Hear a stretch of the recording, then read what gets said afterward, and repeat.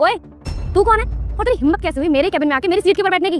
Good morning miss Amrita, मैं आप ही का वेट कर रही थी, आइए बैठिए। अबे ओए तू मेरी सीट के ऊपर बैठी हुई है, तू उठ वहाँ से। मिस अमृता, आपको कोई गलतफहमी हुई है, आप यहाँ आराम से बैठिए, मुझे आपसे कुछ इंपॉर्टेंट बात करनी है। ओ हेलो, तू होते कौन है मुझसे बात करने वाली? पहले तो बाहर जा और बाहर जाकर ना अपॉइंटमेंट लेके आ, उसके बाद आकर मुझसे बात करियो। चल उठ और जा यहाँ से।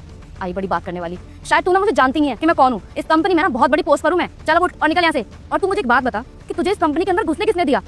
और हाँ, ये सूट पहन के कंपनी के अंदर कौन आता है? जो कपड़े पहनने का सेंस नहीं है क्या? अरे जब बड़ी बड़ी कंपनी में आते हैं ना तो एक ड्रेसिंग कोड होता है, ना कि सूट साड़ी पहन के आया जाता। इस सूट को पहनकर आई है तू। इस सूट में ना एकदम गवार लग रही है। देखिए, सूट पहनना मुझे पसंद है और मैं ऐसे ही कपड़े पहनती हूँ। इसमें जज करने वाले मुझे आप कौन होती हैं?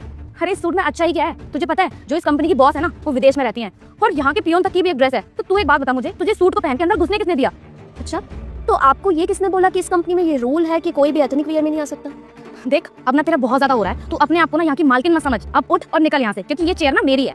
देखिए, मैं बहुत देर से आपको सुन रही हूँ और कुछ नहीं कह रही, लेकिन आप हद से ज्यादा बोल रही हैं। अबे तू चुप कर जा, मैं क्यों शांत हो जाऊँ? और वैसे भी सीट पर ना तू मेरी बैठी हुई है, तो इससे पहले कि मैं सिक्योरिटी गार्ड को बुला के तुझे धक्के मार के यहाँ से निकलवाऊँ, तो चुपचाप उठ और निकल यहाँ से। एक मिनट, आप ऐसे कैसे हटा दोगी मुझे? आप जानती भी हो मैं हूँ कौन?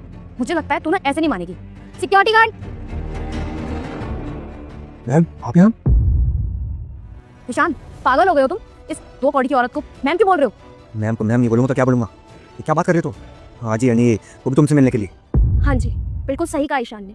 मैं ही इस कंपनी की ओनर हूँ और मैं यहाँ पे स्पेशली आपसे मीटिंग करने आई थी। मैंने आपके काम की बहुत तारीफ सुनी थी, तो सोचा था आपसे एक बार पर्सनली मीट कर लूँ। लेकिन आपसे मिलने के बाद मुझे ये तो समझ आ गया है कि आपके बारे में जो भी बातें हो रही है ना वो सिर्फ हवा में है, क्योंकि रियल में आप ऐसे इंसान बिल्कुल भी नहीं है। और हो सकता है कि आपका काम बहुत अच्छा हो, लेकिन इंसान आप बिल्कुल भी अच्छी नहीं है। और क्या कह रही थी आप कि सूट पहनने से इंसान गवार हो जाता है, उसको कंपनी में एंट्री नहीं मिलनी चाहिए? मैं हमारे ऑफिस की अमेरिका वाली ब्रांच में भी ना सूट ही पहन के जाती हूँ और वहाँ कोई मुझे गवार नहीं कहता है, कोई मुझे जज नहीं करता है। लेकिन मुझे ये नहीं पता था कि इस ऑफिस के स्टाफ की सोच इतनी छोटी है कि अगर मैंने सूट पहना हुआ है तो वो मुझे बॉस तक नहीं समझेंगे। बेटा अगर आप आने वाले एग्जाम में पास होना चाहते हैं तो आप इस वीडियो को लाइक और चैनल को सब्सक्राइब करके मेरे प्रभु का नाम जय श्री राम कमेंट में लिख। मैम प्लीज़ हो सके तो उसको माफ़ कर दीजिए। इसको पता नहीं था ना कि आप यहाँ की बॉस हो, वरना ऐसा कभी नहीं करती। ये बहुत अच्छी है। बस ईशान, तुम्हारा यहाँ पे काम राय देने का नहीं है, तुम्हारा जो काम है ना वो करो। मैंने तुमसे इसके बारे में कोई ओपिनियन नहीं मांगी है।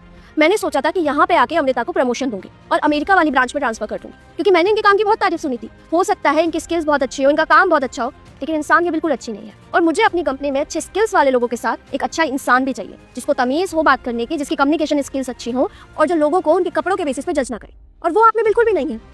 तो अमेरिका वाली ब्रांच तो बहुत दूर की बात है, मैं आपको इस ब्रांच में भी नहीं रखना चाहती। तो आपके लिए यही अच्छा रहेगा कि आप अपना सामान यहाँ से बहुत जल्दी समेटिए और कोई दूसरी जॉब ढूंढिए। But ma'am. बट कुछ नहीं Amrita, this is my last decision.